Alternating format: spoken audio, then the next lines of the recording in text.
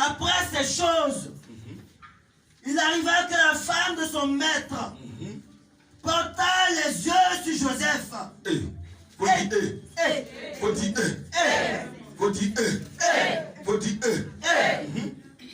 Elle dit, couche avec moi. Faut dire. Oh, je devais t'attendre. Allons-y. Il refusa. Et dit à la femme de son maître. Oui, il m'a dit quoi la femme de son maître? Voici. Mon maître ne prend avec moi connaissance de rien dans la maison. Mon maître, depuis que je suis venu dans cette maison, il ne contrôle plus rien. C'est moi, je suis au contrôle de tout. Et il a remis entre mes mains tout ce qui lui appartient. Dans cette maison, il m'a tout donné. Il n'est pas plus grand que moi dans cette maison. Dans cette maison, si on veut bien voir, il n'est pas plus grand que moi. Parce que c'est moi, je gère tout. Et il ne m'a rien interdit. Et puis, il ne m'a rien interdit dans cette maison. Excepté toi. Mais toi seulement là. Non. Parce que tu es sa femme. Parce que tu es sa femme. Comment ferais-je un aussi grand mal? Comment ferais-je un aussi grand mal? Et pécherais-je contre Dieu? Et pourquoi je vais pécher contre Dieu? Quoiqu'elle parlait tous les jours à Joseph. La femme disait tous les jours les mêmes choses à Joseph. Il refusa de coucher auprès d'elle. Et tous les jours, Joseph avait cette même parole. Il refusait toujours de coucher avec la femme de son maître. D'être avec elle. Un jour. Qu'il était entré dans la maison. Il était entré dans la maison. Pour faire son ouvrage. Il était en train de travailler. Et qu'il n'y avait là aucun des gens de la maison. Il n'y avait personne dans la maison cette fois-ci. Ce jour-là, il n'y avait personne dans la maison. Oui. Elle le saisit par son vêtement. En disant. Couche avec moi. Il lui laissa son vêtement dans la main. Joseph a laissé son vêtement dans la main de cette femme. Elle s'enfuit au dehors. Et il s'enfuit au dehors. Lorsqu'elle vit. Et quand elle a vu que Joseph était sorti. Qu'il lui avait laissé son vêtement dans la main. Et qu'il avait laissé le vêtement dans la main. Et qu'il s'était enfui dehors. Elle appela les gens de sa maison. Elle a commencé à crier. Elle a dit. Écoute, voyez. Attends mon fils. Faut pas te presser, je vais les expliquer pour qu'ils puissent mieux comprendre. Amen. Alléluia. Amen. Elle va commencer à crier. Ce jour-là, on dirait que j'étais là parce que j'entends encore ce qu'elle disait. Écoute, Joseph dit, Joseph Willy, Joseph Bao, Aïko, la femme de Potiphar va crier sous prétexte que Joseph l'a violée, sous prétexte que Joseph l'a brutalisé. Alléluia. Parce que là, elle avait une preuve palpable dans ses mains. Les autres jours, elle n'a pas crié. Mais le jour qu'elle avait une preuve palpable pour accuser Joseph, ce jour-là, elle s'est mise à crier. Et cette preuve que cette dame avait en main, ce n'était rien d'autre que le vêtement de Joseph. Alléluia. Amen. Ce n'était rien d'autre que le vêtement de Joseph. Ce que Joseph avait déjà habillé. La sueur de Joseph s'y trouvait. L'âme de Joseph s'y trouvait. L'odeur de Joseph s'y trouvait. La démarche de Joseph s'y trouvait. L'image de Joseph s'y trouvait. Les bénédictions de Joseph s'y trouvaient.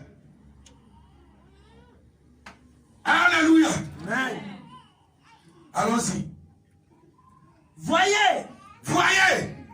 Il nous a amené un hébreu. Oui. Pour se jouer de nous. Il nous a amené un hébreu pour se jouer de nous. Cet homme est venu vers moi. Pour coucher avec moi. Mais j'ai crié à haute voix. Et quand il a entendu. Que j'étais en train de crier. Que je levais la voix. Et que je criais. Oui. Il a laissé son vêtement à côté de moi. Il a laissé son vêtement vos vêtements partout.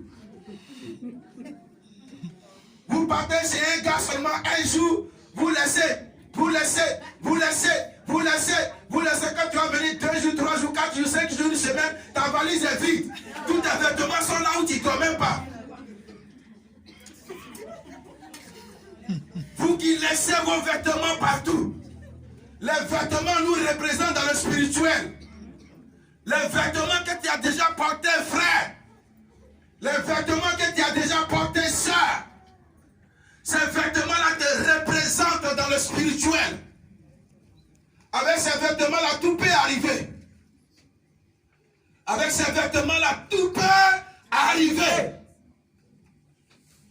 Heureusement que nous avons la puissance de Dieu avec nous. Et nous avons la puissance de briser tout ce qui pouvait arriver de mal dans nos vêtements. Amen. Ça ne sera pas ta part ce soir. Dis-moi un bon amen. Amen. Oui, allons-y. Et elle posa le vêtement de Joseph à côté d'elle. Elle a posé le vêtement de Joseph à côté d'elle. Jusqu'à ce que son maître rentre à la maison. Jusqu'à ce que son mari revienne à la maison. Hey, on peut faire ça. Alors elle lui parla ainsi. Quand son mari est venu, quand son mari a commencé à rentrer, elle avait déjà étudié les mots qu'elle devrait dire à son mari. Elle avait déjà étudié le plan.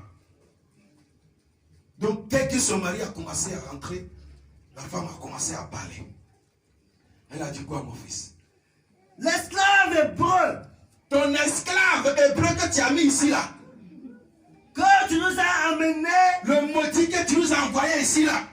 Est venu vers moi. Il est venu vers moi.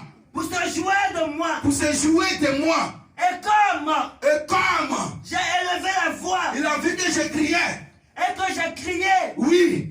Il a laissé son vêtement. À côté de moi. À côté de moi. Et s'est enfui dehors. Et puis il s'est enfui. Après avoir entendu les paroles de sa femme. Voilà ça. Voilà le vêtement là qu'il a laissé là. Tu penses que je mens? Tous les jours quand je te disais dans la maison, tu ne croyais pas aujourd'hui. Voilà preuve là. Voilà ça. Il a laissé, il est parti. Qui lui disait, voilà ce que m'a fait ton esclave. Voilà ce que m'a fait ton esclave. Il a même laissé ses habits. Actuellement, il ne voit, il n'est pas habillé. Le maître de Joseph. Le maître de Joseph. Fut enflammé de colère. Il est enflammé de colère. Frère, même quand c'est faux, tu as vu traitement là. Tu as vu la position dans laquelle tu as trouvé ta femme. Tu as vu dans la désolation que tu as trouvé ta femme. Femme aussi, si elle veut mentir, elle ne met pas doucement. Dis-moi un bon amen. Dis-moi un bon amen. Femme, elle sait que c'est faux. Elle sait qu'elle est en train de mentir. Mais si elle veut mentir pour gâter quelqu'un, elle fait propre pour te donner. Sois bénie, ma fille. Donc ce jour-là, elle a fait propre pour donner à son mari. Son mari, vu les preuves, vu la position de sa femme, vu les larmes qui coulaient, elles aiment pleurer facilement. Pourtant, ce n'est pas vrai pleur. Elle va pleurer. Femme va pleurer jusqu'à dès qu'elle essuie les larmes, on dirait qu'elle n'a pas pleuré dessus. C'est pas ce que je voulais prêcher. Alors, mon fils. Alléluia. Amen. Oui, vas-y mon fils. Il prit Joseph. Il a pris Joseph. Il n'a plus besoin d'explication de Joseph.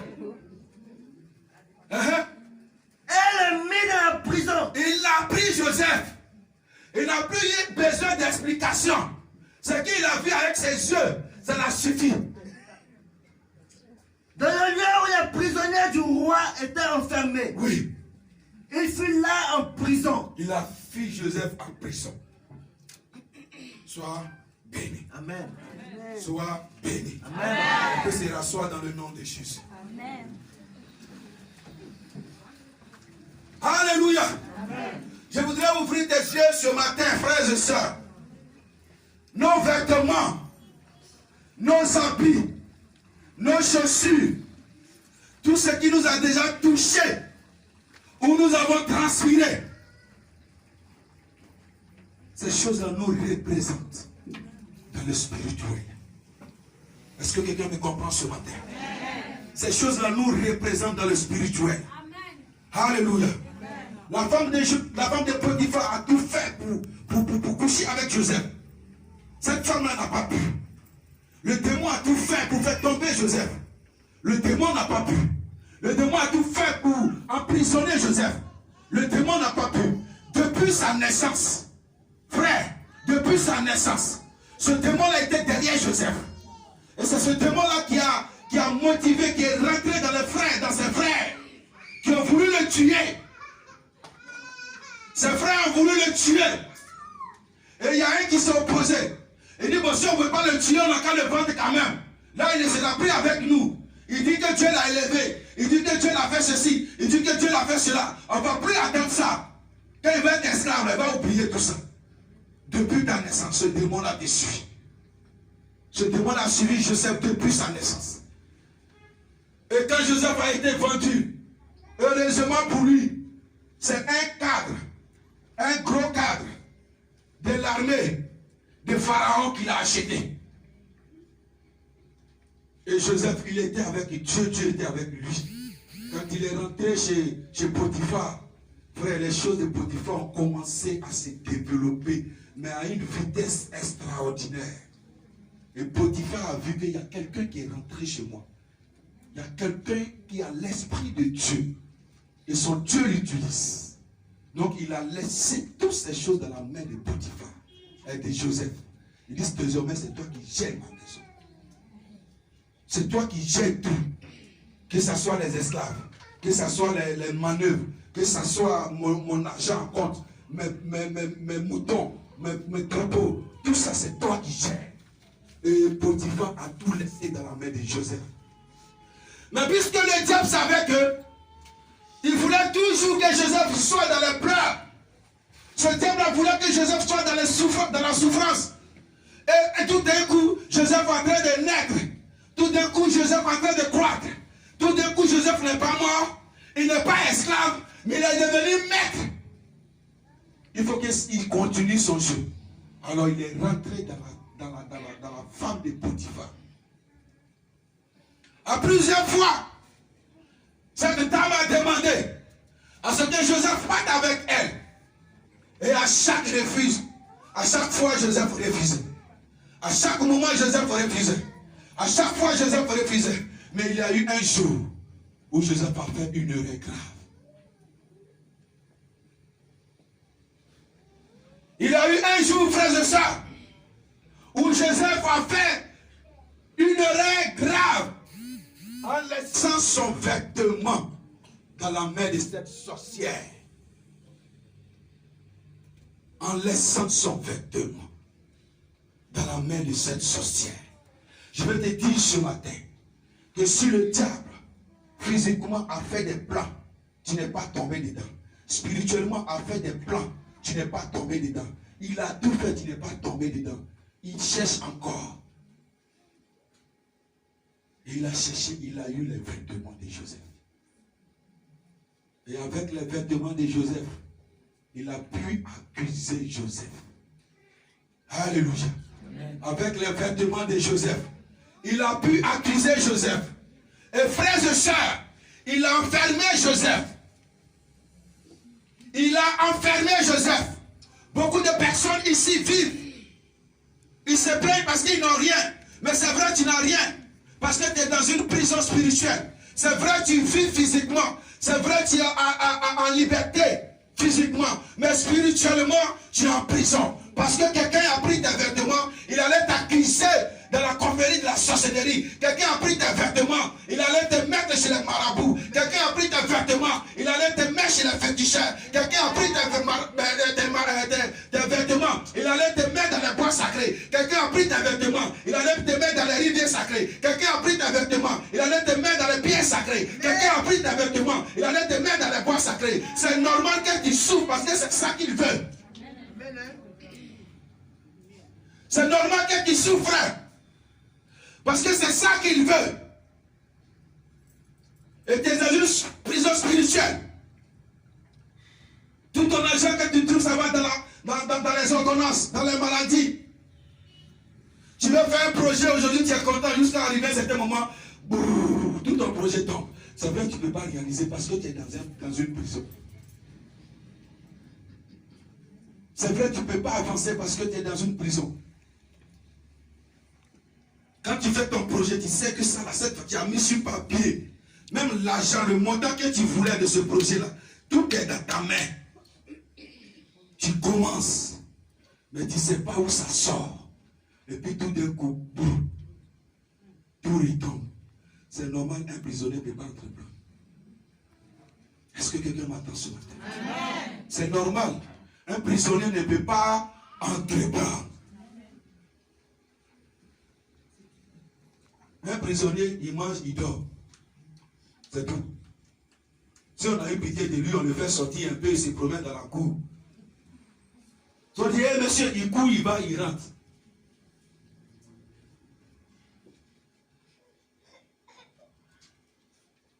On n'entreprend pas. On n'évolue pas. On fait des jeûnes. On fait des prières.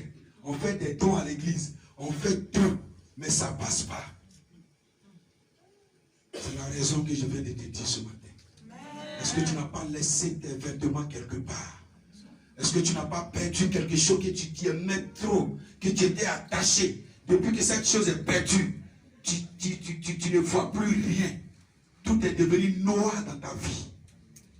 Tous tes projets sont devenus sombres. Tout est fermé sur toi. Le diable sait ce qu'il fait. C'est nous on dort. Sinon lui, il ne dort pas. Alléluia. Amen. Alléluia. Amen. Mais heureusement pour toi, tu vas sortir de cette prison ce matin. Amen. Oh, tu ne vas pas donner un bon amen. Heureusement pour toi, tu vas sortir de cette prison ce matin. Frère, ça c'est le cas de Joseph. Mais il y en a volontairement, ils donnent. Il y en a volontairement, là, eux-mêmes, ils donnent pour eux. Alléluia. Amen. Je ne t'ai pas dit de ne pas donner tes habits à tes frères, à tes soeurs. Mais mon frère, tu as le pouvoir à ta bouche. Le pouvoir se trouve au bout de tes lèvres. Frère, avant de donner le vêtement, tu t'enfermes dans ta chambre. Même si tu es un sac complet, tu ouvres le sac, tu débats tout, et puis tu bailles dessus normalement. Quand il va porter ça avec des mauvaises intentions, lui-même il va enlever. Même quand il est en public, il ne va pas s'en rendre compte, il va enlever. Il va. Ah, mon frère, tu t'es déshabillé, il est trop chaud. Il n'a pas chaud, il sait ce qu'il voulait faire des habits. Il n'a pas chaud, il sait ce qu'il voulait faire des habits. Alléluia. Nous sommes en hiver, il ne peut pas faire chaud actuellement. Donc si c'est des habits pour se siffler, il sait ce qu'il voulait faire de ses vêtements. Donc nous allons voir les exemples, les cas de personnes qui donnent volontairement leurs vêtements, leurs alliances et même les effets de combat. Prenons la Bible dans les livres de 1 Samuel chapitre 18 à partir de verset. Son épée, Son arc. même son arc, Et sa ceinture. même sa ceinture, David. même sa ceinture. C'est bon mon fils. Frère, nous connaissons tous l'histoire de Jonathan. Son père était Saül. Saül qui était le roi d'Israël en ce temps. Et quand le roi meurt, c'est son fils qui prend la commande. Il n'y a rien à faire. Et Jonathan, c'était un grand guerrier. Alors Jonathan était mieux placé pour qu'il soit roi après la mort de son père. Mais Jonathan va commettre l'irréparable, frère. Pour amour pour David, il va se dépouiller. Son manteau, ses vêtements, même son épée, son arc, son alliance. Il a tout enlevé pour donner cela à David. Mais regardez ce qui va suivre. Quand il va venir de donner. Parce qu'il avait l'esprit de Dieu, il savait ce qu'il faisait. Jonathan savait ce qu'il faisait. Il savait que les habits qu'il donnait, il était en train de donner la place à David. Donc regardez ce que Jonathan va dire. 1 Samuel chapitre 20 à partir du verset 15.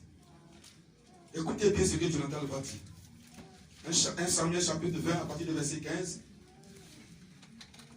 Et si je meurs? Jonathan va dire quoi? Alléluia. Oui. Et si je meurs? Et si je meurs? N'aurais-tu jamais ta bonté envers ma maison? C'est Jonathan qui dit cela à David. Jonathan était très jeune. Il n'était pas malade. Jonathan n'avait rien. Jonathan n'avait rien. Et Jonathan était préparé à devenir roi. Jonathan était préparé à prendre la place de son père. Jonathan était préparé à diriger Israël après son père. Mais regardez ce qui va se passer.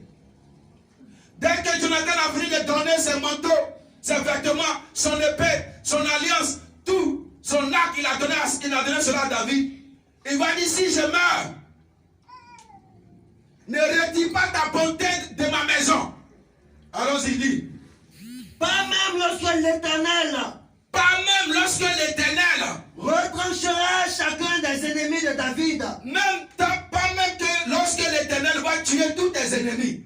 Parce que Jonathan était désormais considéré comme ennemi de David. Parce que le père de Jonathan voulait tuer David. Et c'était visible. Il le poursuivait de partout. Alléluia. Amen. Jonathan, son père, vivait quand le Seigneur a donné l'ordre à Samuel d'aller consacrer David roi. Tout Israël était au courant de ça. Et c'est ce David-là que son père voulait tuer. Parce qu'il sait que c'est la royauté qui guette. Et c'est à lui que Jonathan va donner la royauté de son père. C'est à lui que Jonathan va donner ce qu'il allait hériter de son père. Ses vêtements, son épée, son arc et même l'alliance qu'il portait. Faisons très attention à qui nous donnons nos vêtements. Faisons très attention à qui nous donnons nos vêtements. Il y a les gens qui sont pauvres dans le physique. Il y a les gens qui n'ont rien dans le physique. Mais dans le spirituel, ils ont jet privé. Ils ne se déplacent pas en taxi. Ils se déplacent en jet privé. Même quand ils veulent aller au marché, c'est jet privé. Ils gardent ça sur le toit du marché et puis ils rentrent. Ils ont l'air marché là-bas.